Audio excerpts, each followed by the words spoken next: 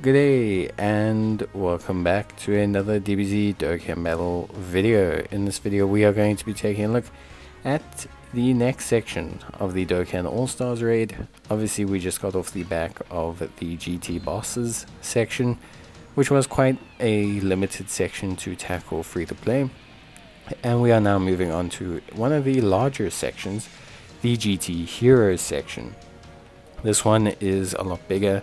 Actually, we are, much more blessed with a larger variety of free-to-play units, but this section is indeed a lot bigger and actually poses some challenges to the free-to-play team. The free-to-play team is quite reliant on tech units. We've got tech GT Goku, we've got tech Oob, and these units can struggle a little bit against some of the int units.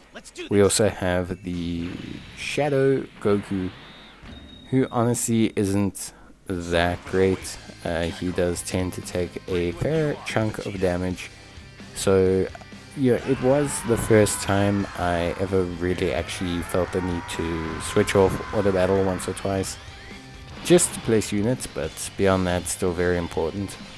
Luckily the friend lead that we can use obviously is the Goku and Vegeta, which is great. They do help us out a lot, and in general they manage to obviously really help us with improving the team's performance. So they carry a lot of the sections, especially against int units, and that helps us out a lot. So this is one of the biggest sections. I think it encompasses, it's the 5th biggest section, I believe.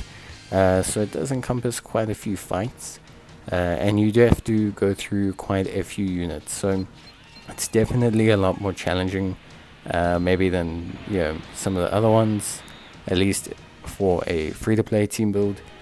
In terms of the actual GT Heroes category, there's plenty of great units to utilize, so you don't need to be too concerned about anything. You could just easily kind of push through this.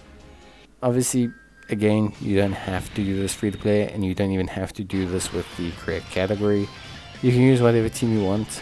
I just felt it would be great to show players different builds for each section that are either entirely free to play if possible, or as close to free to play as you can get. In terms of this one, we are fortunate in that the Goku and Vegeta do a lot of the carrying, and I think B-Pan is a great addition.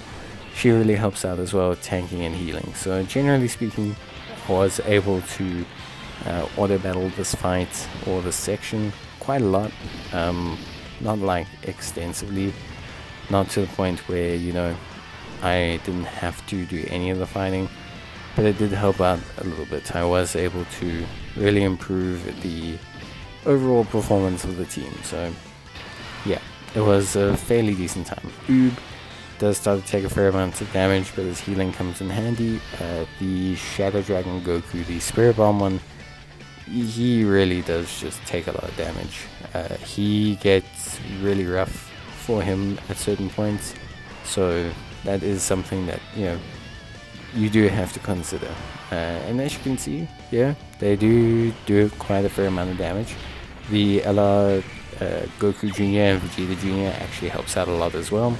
So if you haven't got those guys, I would suggest picking them up. The leader skill helps a lot, and just their overall performance helps a lot. But yeah, that's basically it for GT Heroes. As you can see, a pretty big section, 632 is where we end off, and then we move on to Shadow Dragons, which is very similar but will require a little bit of tweaking. But yeah, that's it, and bye.